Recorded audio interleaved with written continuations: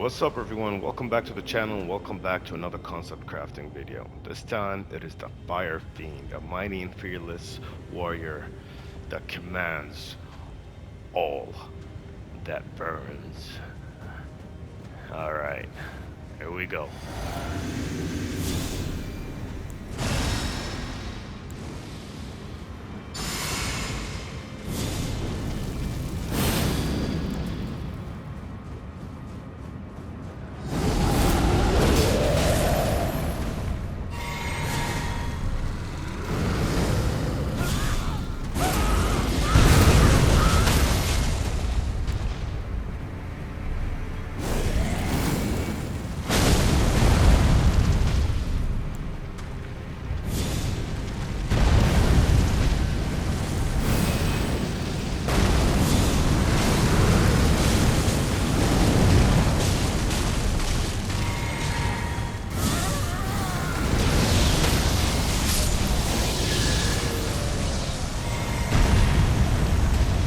There you go guys, there you fucking go. And O Flame is a nice one to use as well. Let's head back and let's show you what this build is all about. It is probably one of my fastest killing builds. Out of all the fire ones that I've been doing recently, this is the last one and it is my favorite one. I like the armor. I'm wearing this just for looks, nothing else guys, just for the theme. I love the way it looks like this combination of armor pieces. I don't know why, it just looks good to me. Anyways, let's discuss everything else though. Creatures are still dying, that's how mighty I am. That's how mighty this build is, the Fire Fiend. Alright, we can go into here really fast, show you what you can do. I boost faith and fire damage just because like you're gonna be casting a lot more I guess than you are gonna be doing melee damage, even though initially you might be doing melee damage. And hey, if you want to stagger enemies fast, you're probably gonna be using a lot of jump attacks. So melee is very important right here. It's pretty much 50-50 by the way. Like you are depending on your spells half the time and on melee half the time. But what I just showed you is just how powerful the spells are. I think you know how to use the sword like when it comes to melee and all that and how to get staggers. So this one, the Flame Shrouding Criteria, to me is a must. This one you can always switch out depending on the situation. If you want to go just for more damage and boost your faith, then you know this is what I would go for. Otherwise, this one to offset the Fire's Deadly Sin, um, possibly. I mean, if you want to go more into strength, you can do that. I would not recommend it. I would just recommend, let's say, going for the Stone Barb criteria if you want to stagger your enemies faster. Um, or this one if you feel like you're charging attacks more. Um, Not really recommended because you can get health back using your Ash of War here. So you don't really need this that much. These three are all optional and very situational. Depends on the boss and all that. And that is not needed. And honestly, that's all I would go for. That's it. That is it. I mean, maybe this one here, if you feel like you're taking too much damage, but I personally wouldn't. It is the Crimson Burst or Stone Barb, Spiked Crack Tier. 1, 2, 3, and even 4 are possible. Very situational, 1, 2, 3, and 4. Um, and this one also situational, even less so to me. Like you shouldn't be taking that much damage to begin with. And that's it. That is it. I mean, I can't think of anything else. So, what we are going to do next, however, is check out the stats and the equipment. Stats, as you can see, vigor, you can have it up to 40 if you want, reduce it from, take out of mind a bit. Endurance needs to be at 20 for you to wear everything that you're wearing and still have medium roll, or medium equip load. Strength and faith can be switched around. You can have 65 faith and 55 strength if you feel like you're casting a lot more than you are, um, than you are doing physical damage. However, you don't have a lot of mind, so keep that in mind. You know what I mean?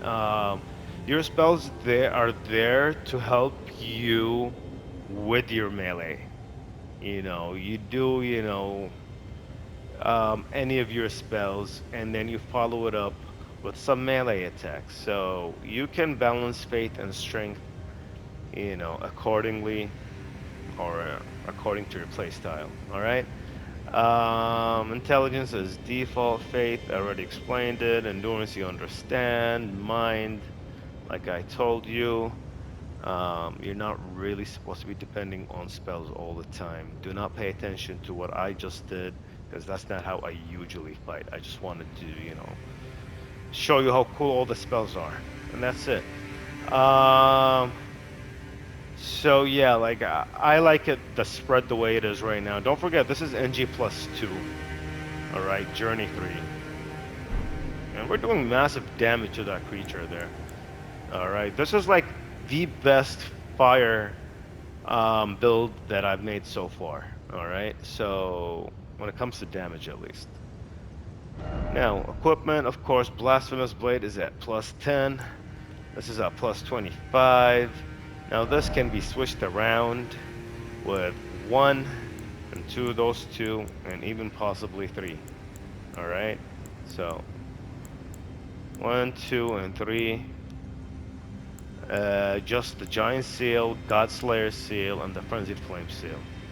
You can have them equipped on you the entire time, all 3 of them if you would like. I think with the endurance the way we have it right now, we still should be able to be okay. And you don't mind, switching yep to the proper. Yep, so depending on what you use, if you're using whatever spell, if you're using clearly a Frenzied Flame spell, you go for this. If you're using for that, but to me it's a bit too much, and I'm mainly using Giant's Fire spells, I guess. That's the ones I care about the most. So it's up to you there. This set, I like the way it looks, nothing else. All right. Um, Godfrey's icon can be possibly switched with Alexander's if you're spamming your Ash of War a lot. If you're not, then you don't have to. You can keep this because you do charge quite a few of your spells. I think you can charge all of them, so this is quite useful here. Incantations, clearly this increases the damage, I believe, by 8%, so you're going to want that because you're going to be casting quite often, like half the time you're going to be casting at least one spell.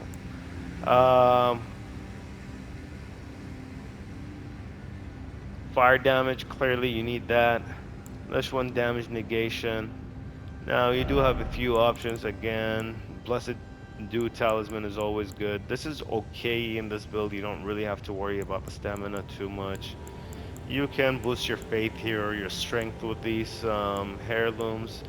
If you want to do an heirloom, then like I don't know, it's a bit weak, but hey, it's really good like in the beginning of the game because you can pick these up really early. So you can use that early on. 1 and 2, of course, Axe and Claw Talismans, very useful if you see yourself using a lot of physical attacks and you're jumping or whatever it is. This is unnecessary but possible. Like if you want to carry more spells, I can see me using this, but usually I don't, because like every boss I would have specific spells for, you know what I mean? Like, oh, this boss I'm only going to use 3 offensive spells against. I'm not going to use more than that. So like usually you wouldn't need this. This one here, very possible, pretty useful. The carrying a filigree crest is a very important one.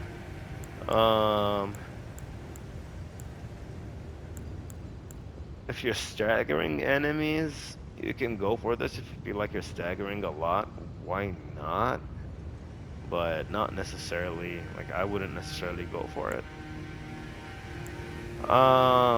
If you're defeating a lot of weaklings, I mean, you're not gonna use this against bosses, but you know, if you got a lot of bunch of weaklings around, you pop this on, it really helps out with the healing. This one helps out with the healing. You got a bunch of things to help out with the healing. And that's about it when it comes to talismans, to be honest with you guys. Of course, you can like use these if you want to farm or whatever, but that's about it.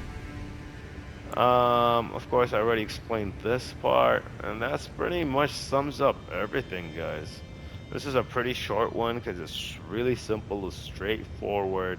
You're just doing massive damage. You depend on your Asher Ward to heal up as well while dealing massive fire damage, and you know, potentially staggering the enemy and healing more when you attack them, depending on the talismans you have on. So it's again very simple and straightforward. This is what I love about it. Massive damage, not too hard to build from the start. You get most of your stuff early on, um, and you can like start killing things really fast early on in the game. Unlike some of my other builds where you have to like wait till you progress, and some of them, you know, like you don't reach your full potential till the very end, and some of them are, you know, they're they require you to progress through a lot of steps and like you know collect a lot of items as you reach the end game, and most of your items sometimes are in the end game, while here like you know the most important sword is like you know halfway through the game considered. So that's pretty good, and that's it. That's the sword that's going to carry you to the end game, and like most of these spells are found early on as well. So most of these talismans as well, not all of them, but a lot of them. And that's it, guys.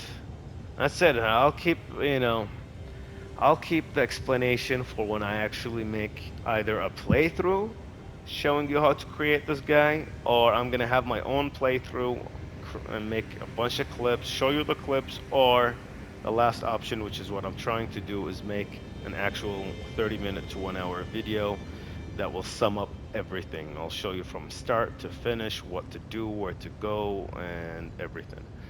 Anyways, everyone, we are done for now. So, as always, thank you all so much for watching. Like, comment, and subscribe if you'd like to see more content like this. And I'll catch you all in the next episode, guys. Take care, y'all, and peace.